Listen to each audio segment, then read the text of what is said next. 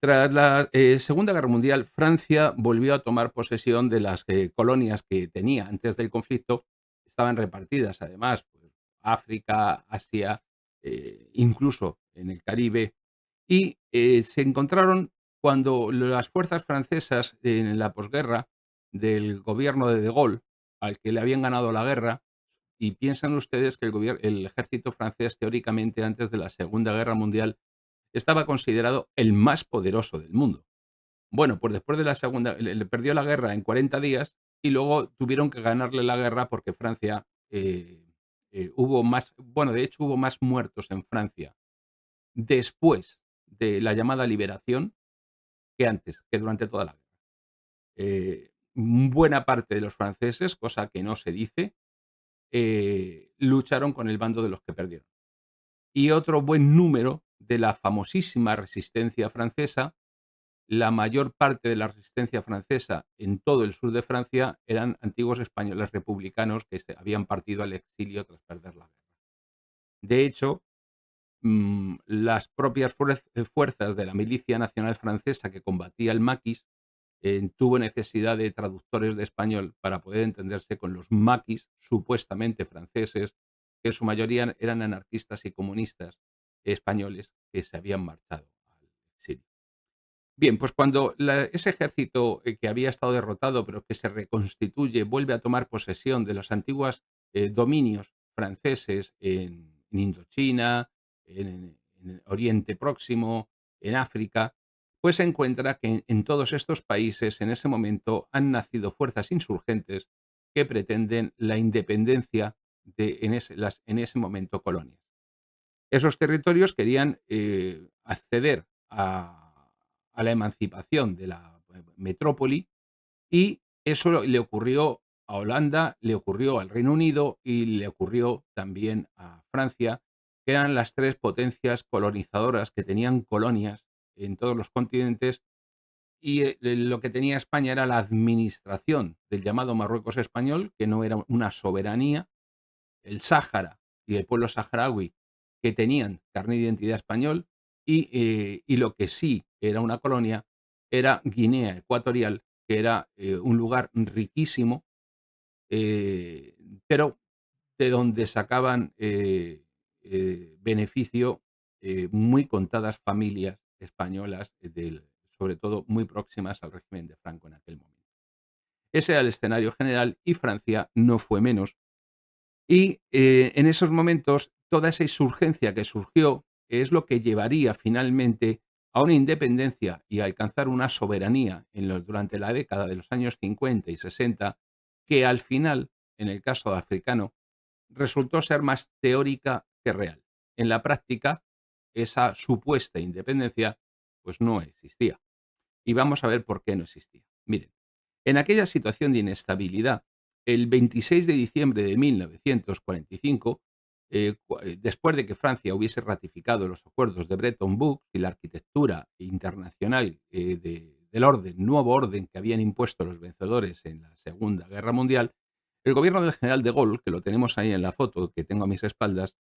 creó el franco CFA, que significa Comunidad Financiera Africana, que quedó vinculado al franco francés de la metrópoli, que en 1948 valía 2 francos franceses, es decir, un franco africano, que era la moneda de curso legal en la colonia, equivalía a 2 francos, perdón, de africanos equivalían a un franco francés de la metrópoli. A partir de ahí, al año siguiente, en París se promulgó, con la Cuarta República, una, eh, una constitución que parecía querer igualar el estatus político de las colonias respecto al de la metrópoli, bajo el paraguas de aquello que se dio en llamar la Unión Francesa. Fíjense, y lo digo para los que me lo estén viendo desde América, que Francia en 1945 o 46 quería dotarle a sus posesiones en ultramar del mismo estatus que tenían los territorios controlados por la Corona de España en el siglo XVI, para que se ubiquen en la diferencia.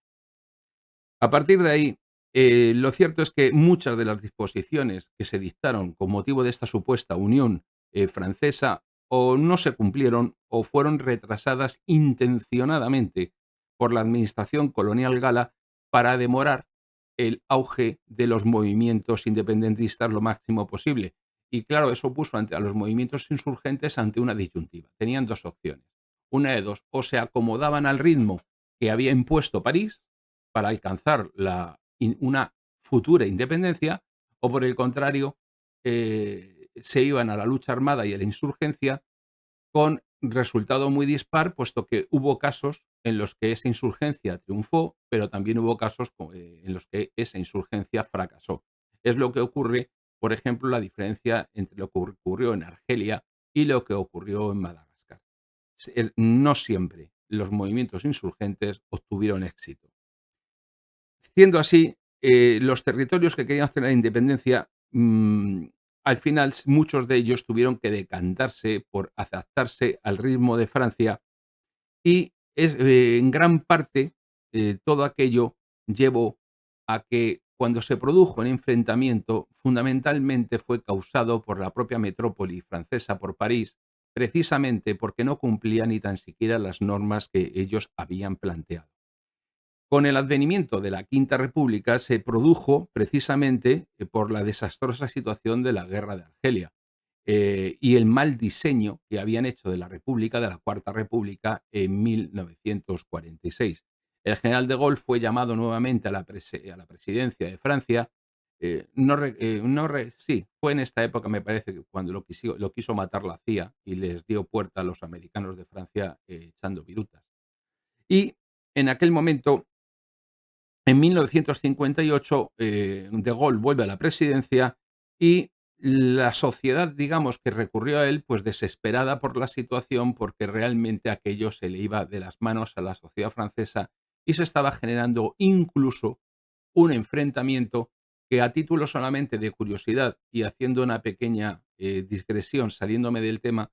piensen ustedes que canciones que han tenido un significado eh, mm,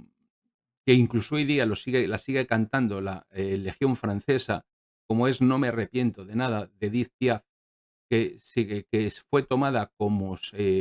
himno por los Pieds Noirs, por los pies negros, por los franceses de origen europeo, nacidos o afincados en Argelia y que se oponían a cualquier forma de independencia de Argelia. Una película que todos ustedes deberían ver porque es espectacular y excepcional y que les va a mostrar desnudo el momento, fue la batalla de Argel y la que pueden conseguir con mucha facilidad. Lo cierto es que en aquel momento, incluso el general Salam, por cierto, antes que se me olvide, hubo un intento de golpe de Estado en Francia. Es decir, los intentos de golpe de Estado no son una exclusiva de lo que desde Europa y América y de ese primer mundo se ha dado en llamar tercer mundo. Lo digo para que se tenga en cuenta la cuestión. Hablamos del golpe de los coroneles en Grecia, del golpe desde el 81 en España, del golpe en Italia. Cuidado, durante la segunda mitad del siglo XX ha habido varios golpes de Estado en Europa.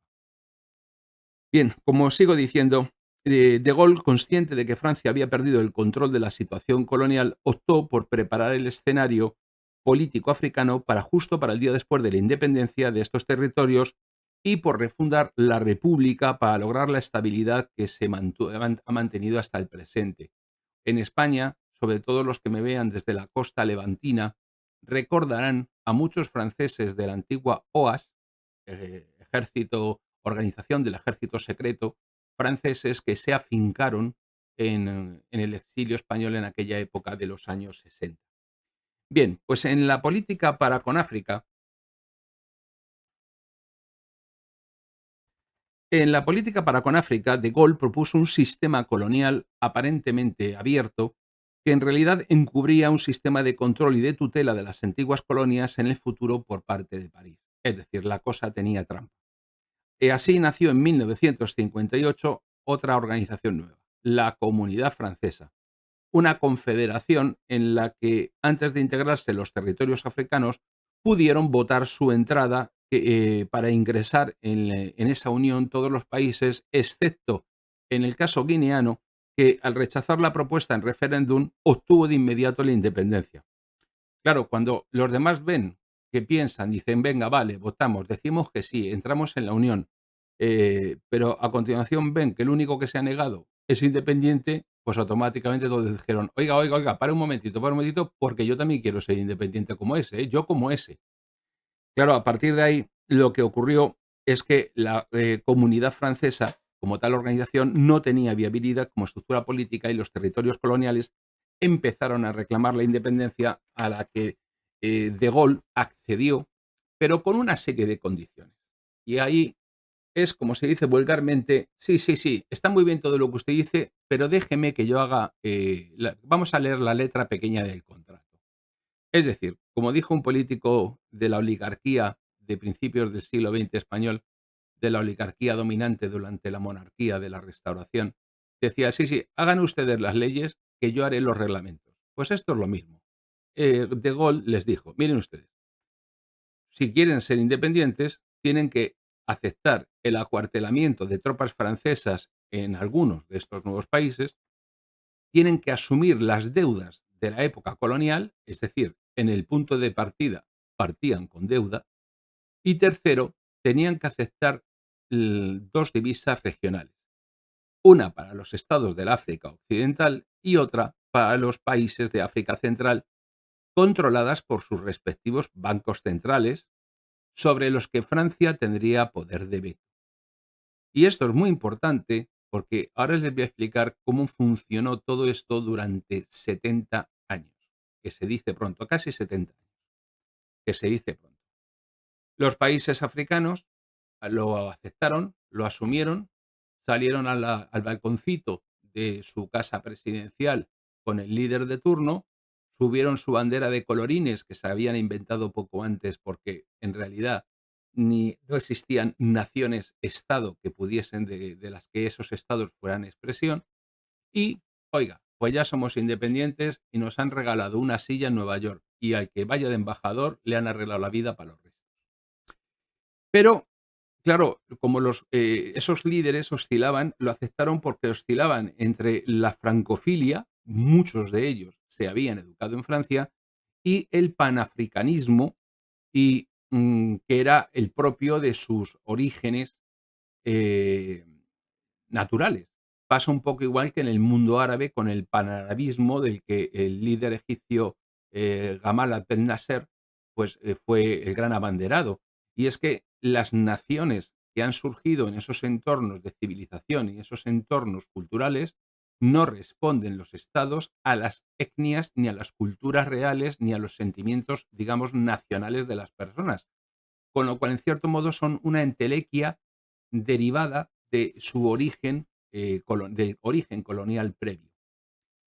Bueno, pues, de esta manera fue como un total de 13 estados: Camerún, Senegal, Togo, Benín, Níger, Burkina Faso, Costa de Marfil, Chad, República Centroafricana, República del Congo, Malí y Mauritania, adquirieron la independencia en el África subsahariana y la divisa, la moneda, denominada inicialmente como franco de las colonias francesas de África, cambió su denominación y se convirtió en la denominación común a las dos divisas que he dicho que eran propias de cada unión monetaria, una especie de eurillo. Y piensen una cosa porque luego lo van a entender muy bien y luego lo explicaré en los comentarios, cuando me hagan preguntas si ustedes quieren. Y es que en el fondo hay cierta analogía en esta situación con lo que se ha dado en el euro. Y luego abundaré sobre ello. Bueno, pues en este caso lo que ocurrió es que estos países, ya he dicho que fueron por un lado, al final las dos divisas y las dos uniones monetarias fueron por un lado Benín, Togo, Burkina Faso, Níger, Malí, Senegal y Guinea-Bissau, Costa de Marfil, que formaron la Unión Económica y Monetaria de África Occidental, o EMOA, y por otro lado, Camerún, República Centroafricana, Chad, República del Congo, Guinea Ecuatorial y Gabón, que se incluyeron en la Comunidad Económica y Monetaria de África Central, CEMAP. Bueno, todos estos países, a excepción de Guinea-Bissau y Guinea Ecuatorial, habían sido colonias de Francia. Y sin cambiar de siglas, el nombre evolucionó en franco de la Comunidad Francesa de África en 1958